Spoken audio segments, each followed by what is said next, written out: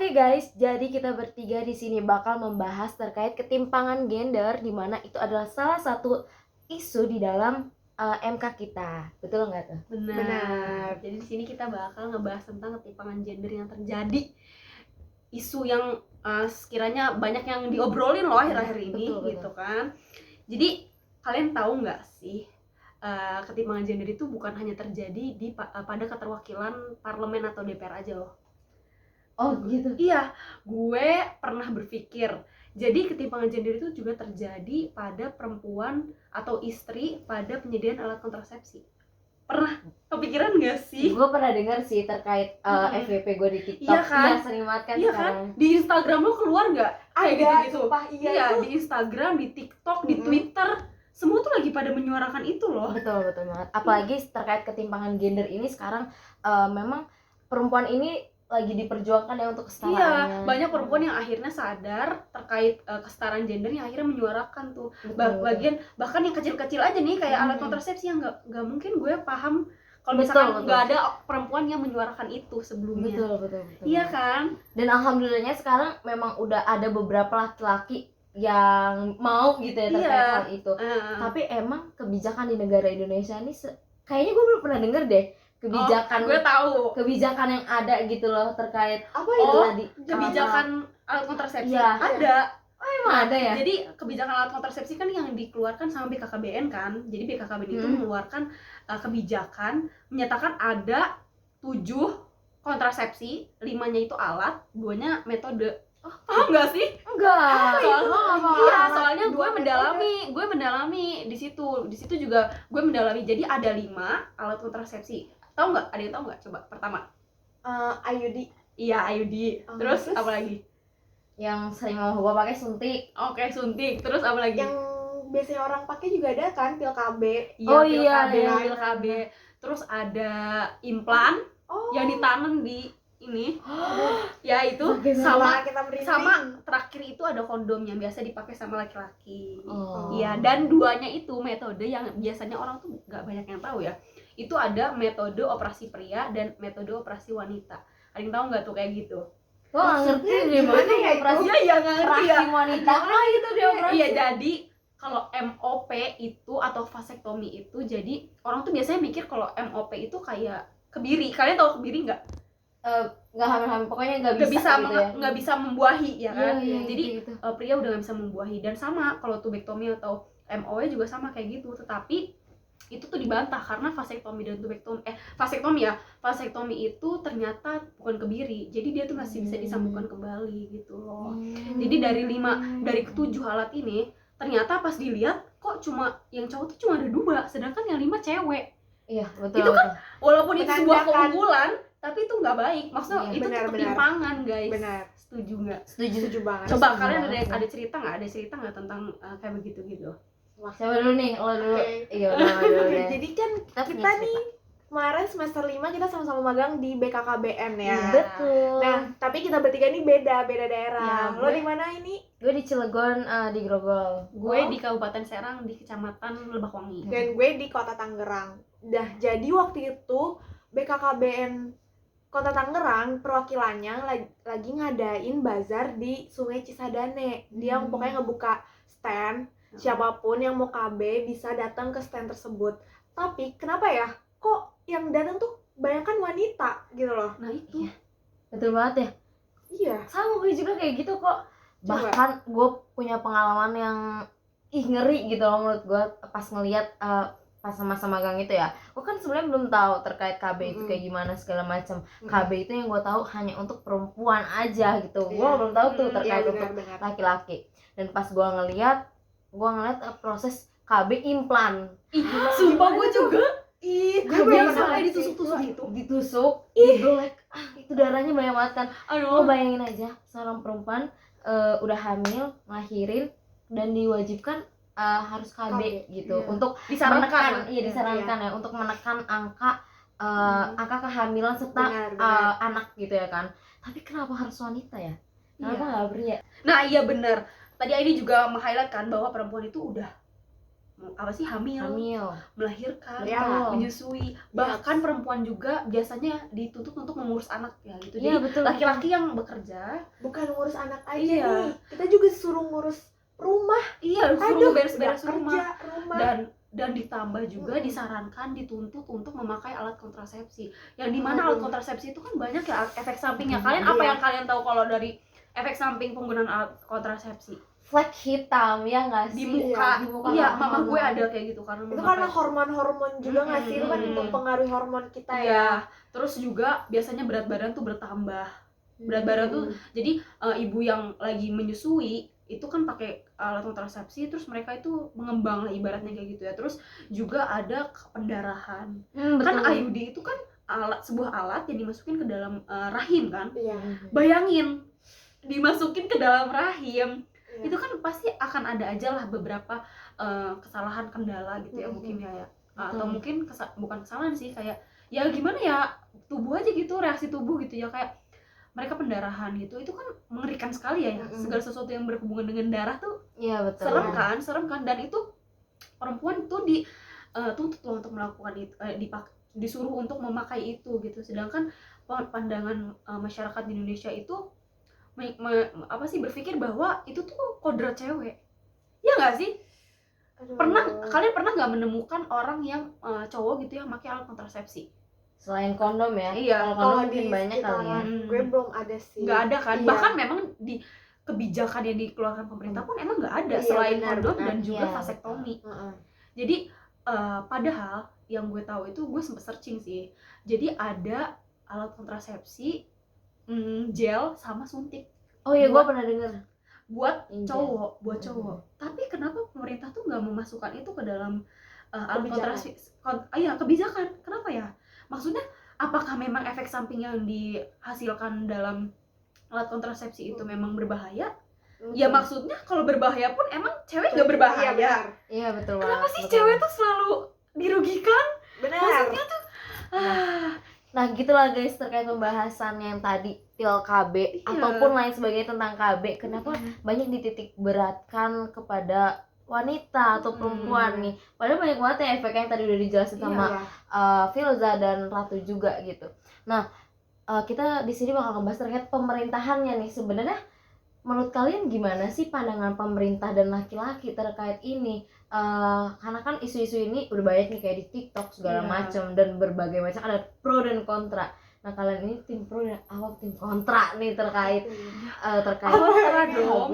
Maksudnya pro dan kontra terhadap Apa kebijakan yang yang keluar Kebijakan kan? yang keluar, Iya, betul. menurut saya itu kontra. Maksudnya saya kontra dengan kebijakan yang ada. Karena apa? Mm-mm. Karena 5 untuk cewek, 2 untuk cowok. Mm. Kenapa partisipasi KB cowok itu rendah? Ya karena aksesnya juga nggak banyak gitu Iya. kan.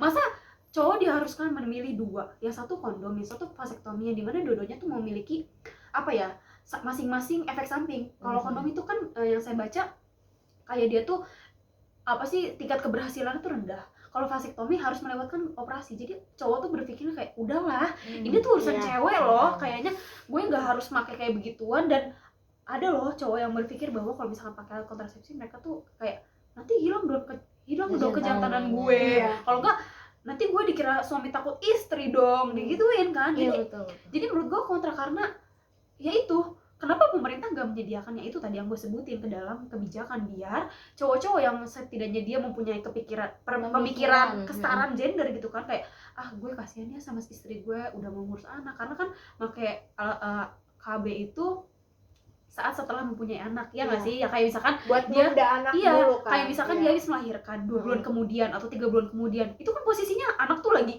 masih gitu kan. Iya kan? Iya, benar. Dan itu lagi struggle, ditambah Benar, pakai alat benar. kontrasepsi, terus efek sampingnya Benar, bikin stres, Iya. hormon naik, Mm-mm. segala macam. Kok Bahkan bisa- sampai ke tingkat kematian gak sih? iya kayaknya mungkin ada kali itu, Ada gue belum kasus pas lagi di gue. demi apa? Iya, Di- pas di lagi di gue di tempat kalau magang lo? iya di tempat magang gue di mana jadi ibu itu tuh harus KB sedangkan usianya udah 40 tahun, darah tinggi, tapi dia takut untuk IUD. Dimana kan yang disarankan IUD kan kalau misalkan Iya. udah, tapi dia tetap suntik dengan tanda tangan surat pernyataan, terus disuntik dia juga. Terus pembuluh darahnya pecah itu karena hormon di KB terlalu tinggi. Akhirnya pembuluh darahnya pecah dan dia meninggal. Nah itu efek samping KB terhadap perempuan tuh kayak gitu. Oke guys, daripada terus-terus kita ngebahas terkait KB dan tadi banyak banget ya faktor-faktor serta akibat yang sangat-sangat mengerikan ya terkait KB. Ya semoga aja kita berharap di sini kebijakan dari pemerintah bisa seadil mungkin terkait kesetaraan gender tersebut, karena ya tadi yang kita sebutkan ya banyak banget hal-hal, dan semoga pembahasan kita kali ini bisa membuka pikiran dari teman-teman semua. Dan di sini kita bakal ngebahas hal lain mungkin ya terkait adanya hal-hal yang tadi itu tidak kita bisa pungkiri gitu, bahwa kenapa bisa perempuan mulu ya, karena masih terjalinnya melekat di dalam negara Indonesia, pokoknya di masyarakat Indonesia ya, budaya patriarki. Nah, kita bakal lanjut ke budaya patriarki kalian ngomong. Ya, kalian tahu nggak sih budaya patriarki itu apa? Jadi budaya patriarki itu adalah sebuah kondisi di mana posisi laki-laki itu lebih tinggi daripada perempuan. Jadi adanya pandangan bahwa perempuan itu makhluk yang lemah. Perempuan itu hanya pendamping gitu kan. Tapi laki-laki itu adalah makhluk yang kuat gitu. Jadi itu tuh masih melekat loh di pemikiran masyarakat Indonesia.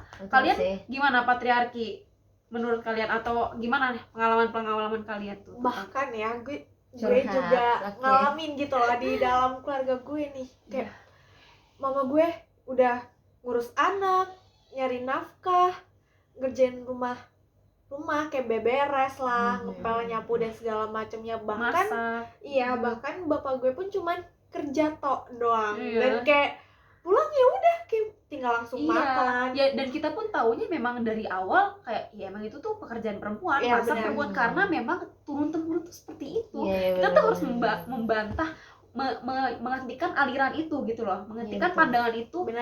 Biar patriarki tuh nggak ada. Jadi kita tuh menjunjung tinggi kesetaraan gender gitu loh. Karena apa tadi tuh kita ngebahas tentang kodrat perempuan. Coba sebutin apa aja tuh kodrat perempuan. Jadi kodrat perempuan tuh ada 4. Yang pertama mens, kedua hamil, ketiga melahirkan, dan yang terakhir menyusui. Selebihnya itu bisa dilakukan ya baik perempuan ataupun laki-laki. Nah kalau misalkan kayak nyuci piring, ngepel segala macam, itu padahal bukan kodrat perempuan ya, itu tuh sebenarnya itu di dalam rumah tangga bisa siapapun mengerjakan dan tidak diwajibkan gitu ya dalam perempuan. Benar sih, kita sebagai mungkin nantinya menjadi generasi emas ya, generasi emas gitu. Gen Z ya, kita walaupun yang kata kita itu kayak pembangkang atau segala macam, tapi itu tuh membuka pemikiran loh guys, dan ini sebuah hal yang salah. Jadi kita tuh harus membantah hal itu. Jadi omongan-omongan tentang yang Gen Z tuh membantah ya, Gen Z tuh nggak sesuai dengan omongan-omongan orang zaman dahulu ya. Justru itu kita yang harus kita ubah gitu kan. Jadi kita harus membantah pemikiran patriarki seperti itu, agar kebijakan nantinya yang dibuat itu setara gitu loh. Jadi tidak ada yang merasa tertimpa. Tidak ada yang merasa paling tinggi, tidak ada yang merasa tertimpa gitu loh. Semoga ya. Jadi kan kita nanti bakalan ada presiden baru nih, bakalan dilantik nih. Kita ganti pemimpin cuy. Semoga aja nih presiden nanti bakalan bisa ngubah kebijakan, yang mana kebijakan tersebut di dalamnya terdapat patriarki ya, yang pro patriarki ya benar. Jadi semoga nanti kebijakan tersebut bisa lebih setara gender. Jadi kita sebagai perempuan nih bisa menyuarakan ya, terus kita juga bisa masuk ke ranah manapun tanpa takut adanya patriarki tersebut. Oke, betul. Ngomong-ngomongin ke ranah mana nih ya? Ya kan ini berarti ke ranah-ranah mana nih terkait kebijakan. Sebenarnya di negara Indonesia nih patriarki. Nah, emangnya kalau misalnya di negara Indonesia ini di dalam ranah-ranah parlemen gitu, udah banyak nggak sih sebenarnya? Nah itu kan masuk ke representasi terhadap keterwakilan ya. Nah itu sesuai, itu udah banyak banget yang ngebahas tentang itu. Keterwakilan 30% ya kan. DPR, kursi gitu-gitu ya udah banyak banget. Cuma memang emang dalam implementasi nyatanya gitu ya. Nyatanya sudah ditetapkannya emang enggak 30%. Cuma dalam pencalonannya 30% itu udah lebih gitu.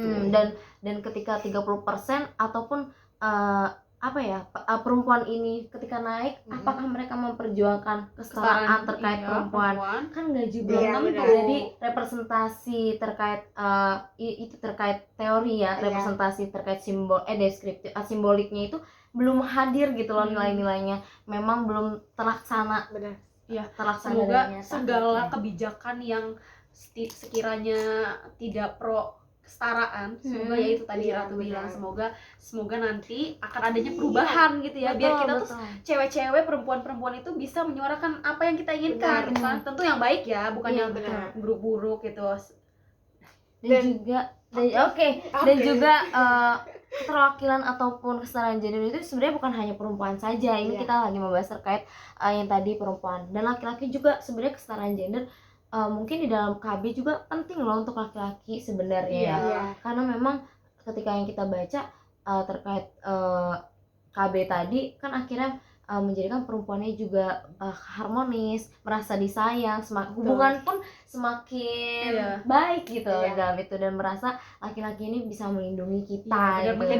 menghindari konflik, Menghindari konflik. karena kalau banyaknya konflik tuh kadang stabilitasan gitu kan kayak Betul. ya, karena kalian tahu nggak sih yang kayak maksudnya orang-orang yang pasangan-pasangan yang kayak gak baik terus akhirnya melakukan tindakan anarkis, itu kan betul, buruk betul. ya kan. Semoga aja pasangan di luar sana, entah mau cewek ataupun cowok, bisa terbuka lagi nih tentang pemakaian alat kontrasepsi. betul. Gitu. Setidaknya ada obrolan lah, Iya, bukan dukungan betul. suami, Iya, ada benar. obrolan Komunikasi. kedua. Bahkan Iya. inisiatif suami ya kalau Iya, bisa. iya. Sekarang yang kita inginkan itu.